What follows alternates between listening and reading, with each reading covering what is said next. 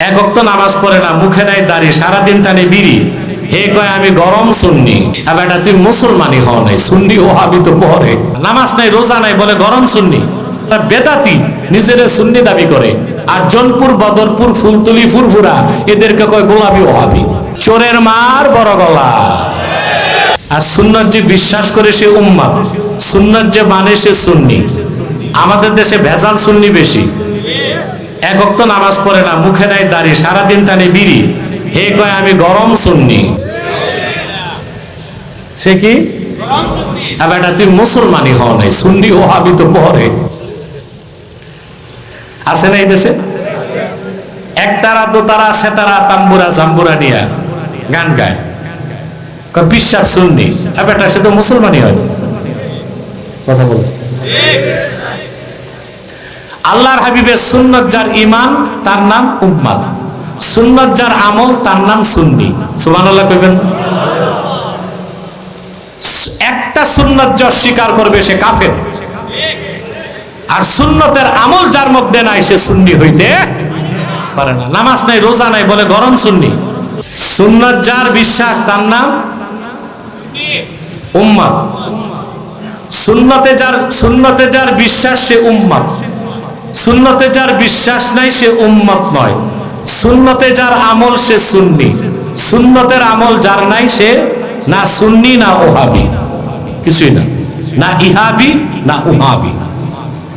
কিন্তু সবচেয়ে দুঃখ লাগে যারা বেদাতি নিজের সুন্নি দাবি করে, আর জনপুর, বদরপুর, ফুলতুলি, ফুরফুরা এদেরকে কয় গোলাপি ওহাবি। চোরের মার বড় গলা। কি বলে? খাঁটি সুন্নিদের কি বলে? গুলাবি ওহাবি বলে না? আস্তাগফিরুল্লাহ আলাইহি। আমার ভাইরা, মুজাহাদার তৃতীয় সংজ্ঞা আবার বলছি, শোনেন। মাসালুস সুন্নাতি ফিদ দুনিয়া কামাসালিল জান্নাতি ফিল উকবা ফামান দাখালাল জান্নাতা ফিল উকবা ফাকাদ সালিমা ওয়া কাযালিকা মান আখাযাস সুন্নাতা ফিদ দুনিয়া ফাকাদ সালিমা। আল্লাহর হাবিবের সুন্নাতগুলো দুনিয়ায়, আল্লাহর হাবিবের সুন্নাত হলো আখিরাতে আল্লাহর জান্নাতের মতো। একবার যে জান্নাতে ঢুকবে সে যেমন নিরাপদ হয়ে যাবে, এই দুনিয়ায় যে ইমানদার আল্লাহর হাবিবের সুন্নতকে কামড় দিয়ে ধরবে সে নিরাপদ হয়ে যাবে। ঈমান আনার পরে সুন্নত তরিকায় চলাটাই তাকওয়া।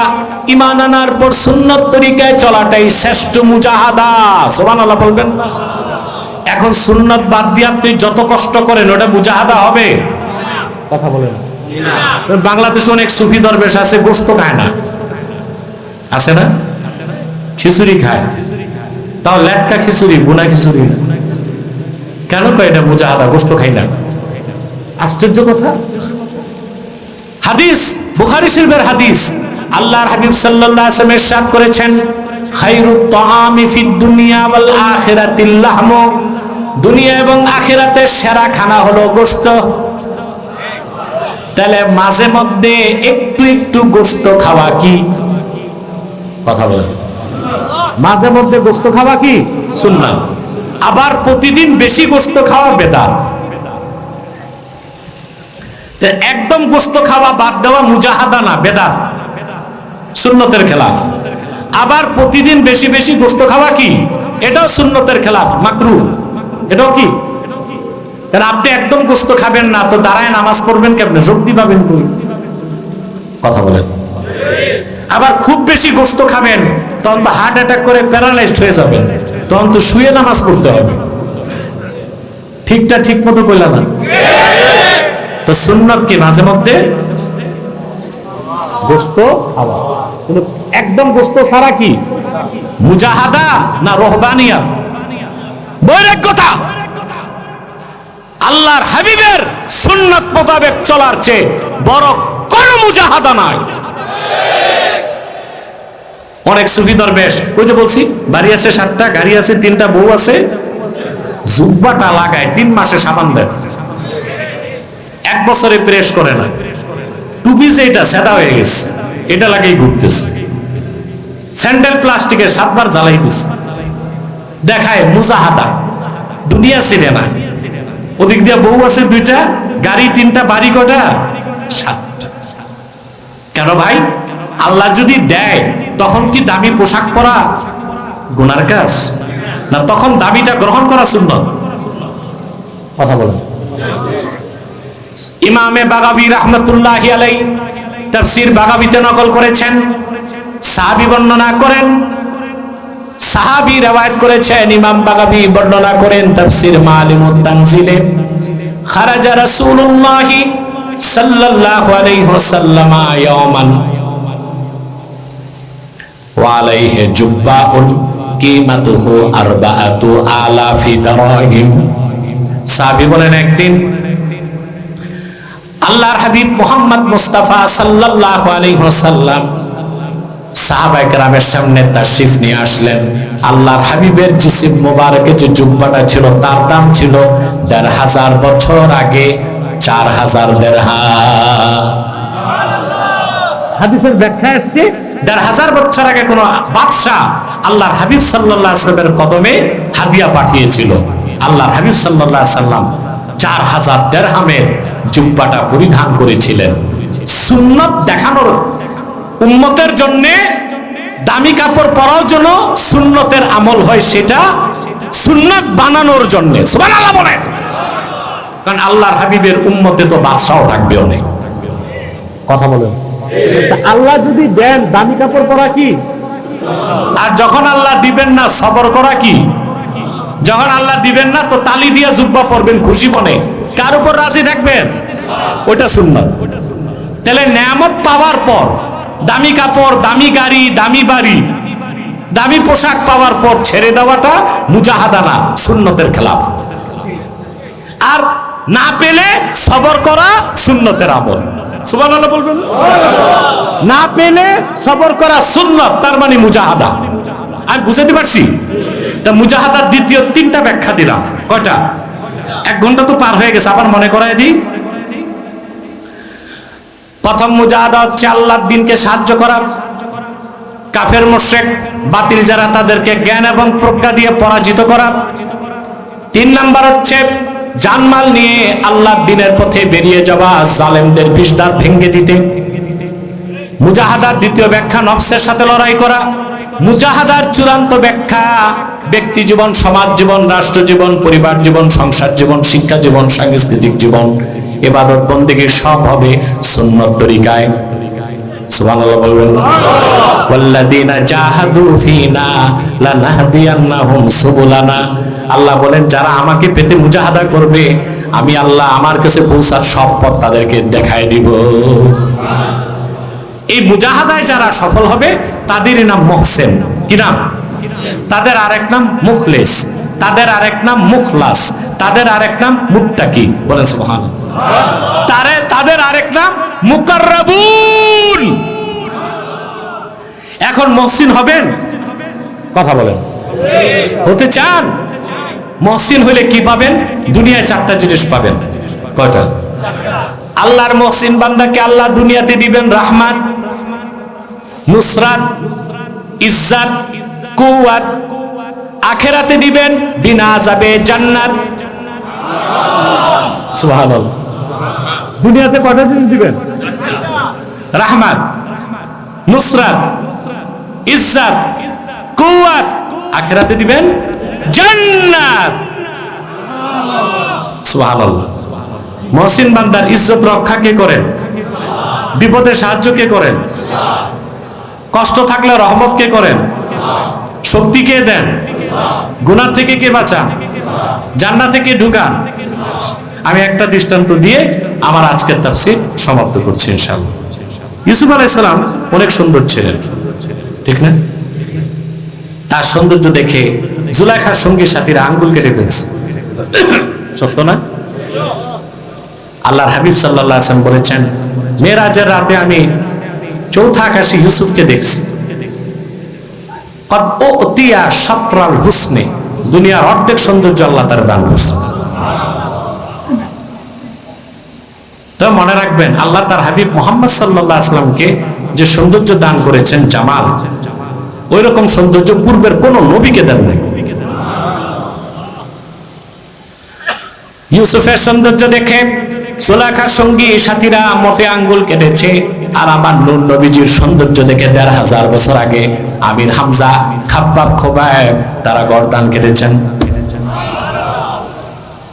আম্মা জানা এসে বলেছেন, খাসায়েসে কুবরা হাদিসের কিতাব ইমাম সুয়ুতী লেখেন, জুলাইখার সঙ্গী সাথীরা ইউসুফের সৌন্দর্য দেখে আঙ্গুল কেটেছে। ওয়াল্লাহি লাউ রাআইনা জাবিনাহু সাল্লাল্লাহু আলাইহি ওয়াসাল্লাম, কিন্তু আল্লাহর কসম জুলাইখার সঙ্গী সাথীরা যদি মুহাম্মদ সাল্লাল্লাহু আলাইহি সাল্লামের নূরের কপালটা দেখতো, আঙ্গুল নয় তাদের কলিজা কেটে ফেলতো। সুবহানাল্লাহ। আরে ইউসুফ নবী বা পূর্বের কোন নবীর চেহারা দেখে কাফের তো মুসলমান হয় নাই। হাদিস সাক্ষ্য দেয়, হুনাইন যুদ্ধের সময় সাইবা ইবনে উসমান আল্লাহর হাবিবের নূরের চেহারা দেখে হুনাইনের ময়দানে মুসলমান হয়ে গেছে। সুবহানাল্লাহ। ইউসুফ সুন্দর ছিলেন। তো ইউসুফ যে ঘরে থাকতেন, আজিজে মিসর, মিশরের অর্থমন্ত্রী, এটা নাম না, পদ, আজিজে মিসর, ফাইন্যান্স মিনিস্টার মিশরের। তার বউ ছিল মিশরের সবচেয়ে সুন্দরী, অর্থমন্ত্রীর বউ। কেমন সুন্দরী! ইউসুফের প্রেমে পড়ে গেছে। কথা বুঝেন না? এখন হযরত ইউসুফকে কোনোভাবেই সে জব্দ করতে পারে না। কৌশল করে, মহিলা মানুষ না, বুদ্ধির তো অভাব নাই, মহিলাদের কুবুদ্ধিটা বেশি থাকে। খাস কামরায় নিয়ে হযরত ইউসুফকে বাইরে 7টা দরজায় তালা লাগাই দিছে। তারপর নিজের পোশাকগুলো খুলে ফেলছে।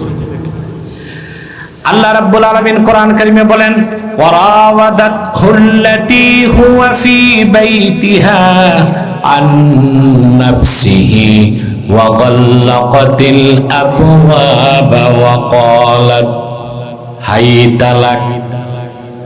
এটা একটা সুরিয়ানি শব্দ আল্লাহ কোরআনে আনছেন। হাই তালাক মানে তাল। আল্লাহ বলছেন, যে ঘরে ইউসুফ ছিল ওই ঘরের মেয়েটি ইউসুফের প্রতি আসক্ত হলো এবং তাকে কুপ্ররোচনা দিল, তাকে ডাকলো, আসো। মেয়েটার নাম কি ছিল? আল্লাহ কোরআন শরীফে নামটা নিলেন না কেন? জুলাইখা। ফেরাউন ছিল কাফের, তার নাম আল্লাহ নিছেন। ফেরাউন ছিল কাফের, আমার আল্লাহ তার নাম নিছেন, কিন্তু তার বউ ছিল মুমিনা, আসিয়া নামটা নেন নাই, বলছেন ইমরাতু ফেরাউন। তার কারণ আল্লাহ চান মহিলাদের নামটাও গোপন থাক, এটা আল্লাহ চান। আর আমরা কিনা বাংলাদেশে মহিলাদেরকে মন্ত্রী বানাই, এমপি বানাই, চেয়ারম্যান বানাই, মেম্বার বানাই। কথা বল। এই যে নির্বাচন আসতেছে, দেখবেন মহিলারা দাঁড়িয়েছে মেম্বারি আর চেয়ারম্যানিতে, বিশাল পোস্টার, শুধু নাম না, ছবি, মহিলা লিপস্টিক লাগায়া, বিশাল লেখা যে আপনার কুতকুতি বেগমকে ঠেলাগাড়ি মার্কায় ভোট দেন।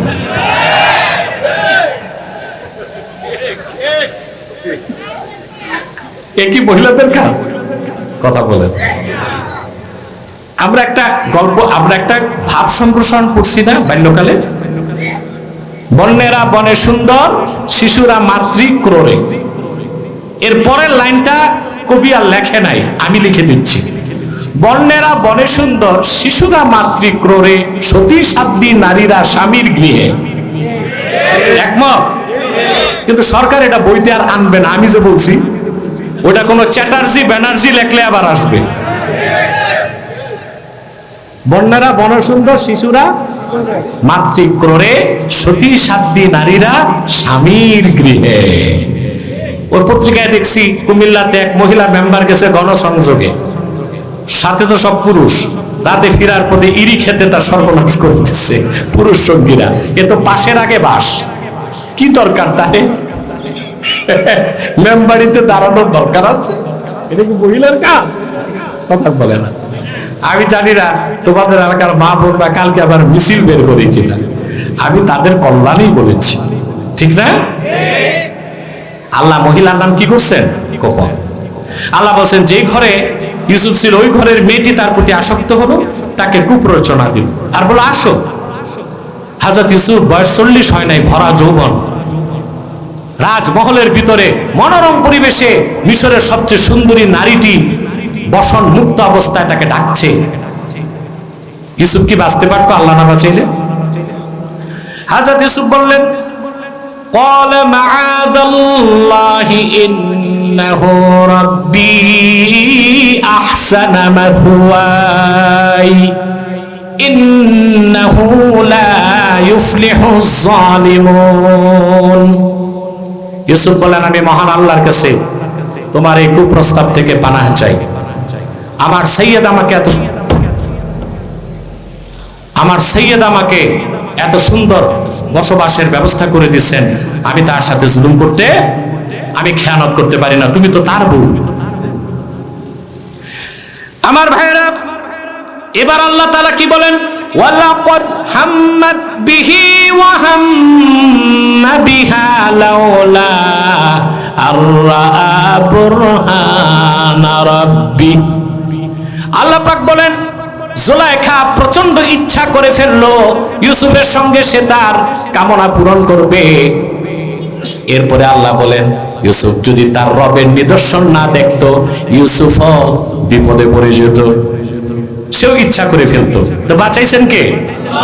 ওয়া ইন্নাল্লাহা লামাআল মুহসিনিন। সুবহানাল্লাহ বলবেন। কেন বাঁচছে ইউসুফ? আল্লাহ বলে দিচ্ছেন, ওয়াকাযালিকা লিনাসরিফা আনহু সুআ ওয়াল ফাহশা ইন্নাহু মিন ইবাদিনাল মুখলাসিন আই মুহসিনিন। আর এভাবেই আল্লাহ ইউসুফ থেকে অশ্লীলতা ও গুনাহকে সরাই দিয়েছেন, কারণ ইউসুফ ছিল আল্লাহর মুখলাস বান্দা, মানে মুহসিন বান্দা। আর মুহসিন বান্দাদের ক্ষেত্রে আল্লাহ এভাবেই সাহায্য করেন। আমরা মুহসিন হব, বলেন আল্লাহুম্মা আমিন। রব্বানা যালামনা আনফুসানা ওয়া ইন লাম তাগফির লানা ওয়া তারহামনা লানাকুনান্না মিনাল খাসিরিন। আল্লাহ তাআলা পাতন কারিয়ানা দাখিল মাদ্রাসার আজকের এই মাহফিলে তোমার অসংখ্য নেককার বান্দা নিয়ে হাত তুলেছে, পর্দার আড়ালের মা বোন আছেন। রব্বুল আলামিন, এতগুলো মানুষের মধ্যে যার দুটো হাত তোমার ভালো লাগে আল্লাহ, তার দুটো হাতের বিনিময়ে আমাদের জিন্দেগির সব গুনাহ তুমি মাফ করে দাও। হৃদয়ের গভীর থেকে দোয়া করি আল্লাহ, তোমার আখিরি নবী নূর নবীজি আমার মুহাম্মদ মুস্তাফা সাল্লাল্লাহু আলাইহি ওয়াসাল্লাম আজ থেকে ১৫০০ বছর আগে দুনিয়া থেকে বিদায় নিয়েছেন। হায়াতুন নবী হিসেবে জান্নাতুল ফেরদাউস রওজা মুবারকে বিশ্রাম নিয়েছেন। আল্লাহ জীবনে একবার তোমার আখিরি নবী নূর নবীজি আমার মুহাম্মদ মুস্তাফা সাল্লাল্লাহু আলাইহি ওয়াসাল্লামের জান্নাতুল ফেরদাউস রওজা মুবারকে উপস্থিত হয়ে গো আল্লাহ, তোমার হাবিবের নূরের কদমে দরুদ ও সালামের হাদিয়া দেবার আগে আল্লাহ তুমি ডাক দিও না।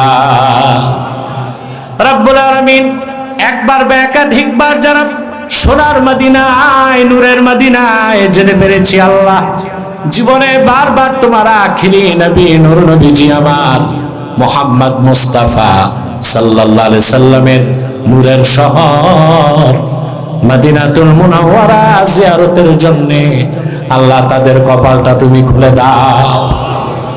হৃদয়ের গভীর থেকে দোয়া করি আল্লাহ, তোমার আখিরি নবী নূর নবীজি আমার মুহাম্মদ মুস্তাফা সাল্লাল্লাহু আলাইহি ওয়াসাল্লামের নূরের চেহারা সত্যি একবার দেখে গো আল্লাহ, তোমার জান্নাত ওয়াজিব হবার আগে তুমি ডাক দিও না আল্লাহ। একবার বা একাধিকবার যারা তোমার আখিরি নবী নূর নবীজি আমার মুহাম্মদ মুস্তাফা সাল্লাল্লাহু আলাইহি সাল্লামের নূরের চেহারা মোবারক দেখার সৌভাগ্য লাভ করেছে, জীবনে বারবার দেখার জন্য তাদের কপালটা আল্লাহ তুমি জান্নাতি কপাল বানায় দাও। রব্বুল আলামিন, আমাদের অনেকের বাবা নাই, অনেকের মা নাই, অনেকের বাবা মা একজনও নাই। যত মানুষের বাবা মা দুনিয়ার থেকে বিদায় নিয়ে অন্ধকার কবরে চলে গেছে আল্লাহ, সকল মুসলমান বাবা মার কবরকে আল্লাহ তুমি দয়া করে জান্নাতের বাগান বানায় দাও। ইউএস প্রবাসী রুমেল আহমদ সহ যত প্রবাসী ভাই এই মাহফিলের জন্য সহযোগিতা করেছে, টাকা দিয়েছে, পয়সা দিয়েছে, স্থানীয় প্রশাসন আইনি সহযোগিতা করেছে, বলার জন্য আর শোনার জন্য যারা এসেছে আল্লাহ, আমাদের সকলের ধনমনকে নেক নিয়তকে আর মেহনতকে কবুল করে আমাদের সবার জন্য মাহফিলটা তুমি নাজাতের জরিয়া বানায় দাও। পর্দার আড়ালে আমার মা বোন যারা হাত তুলে বসে আছেন, তাদের মনের দুঃখ কষ্টগুলো দূর করে তাদের প্রত্যেককে একটি সোনার সংসার হাদিয়া করে দাও। আল্লাহ তাআলা আমার কলিজার টুকরা যুবকগুলোরে তোমার কুদরতের হাতে সুপর্দ করে দিলাম। প্রত্যেক যুবককে খাঁটি ইমানদার বানায় দাও, সহি আকীদার ধারক বানায় দাও, আহলুস সুন্নাহ জামাতের অনুসারী বানায় দাও। প্রত্যেক যুবককে খাতমে নবুয়ত আন্দোলনের সৈনিক বানায় দাও। যাদের চাকরি নাই চাকরি দাও, যাদের ব্যবসা আছে ব্যবসায় লক্ষ গুণ বরকত দাও। বিদেশ যেতে চায় পারে না, বিদেশ যাওয়া সহজ করে দাও। ঘরে বাইরে সুখ দাও, শান্তি দাও। রহমতের চাদর দিয়া আমাদেরকে তুমি ঘেরাও করে নাও। আল্লাহ আমাদের প্রত্যেককে তোমার মুহসিন বান্দা হিসেবে কবুল করে নাও।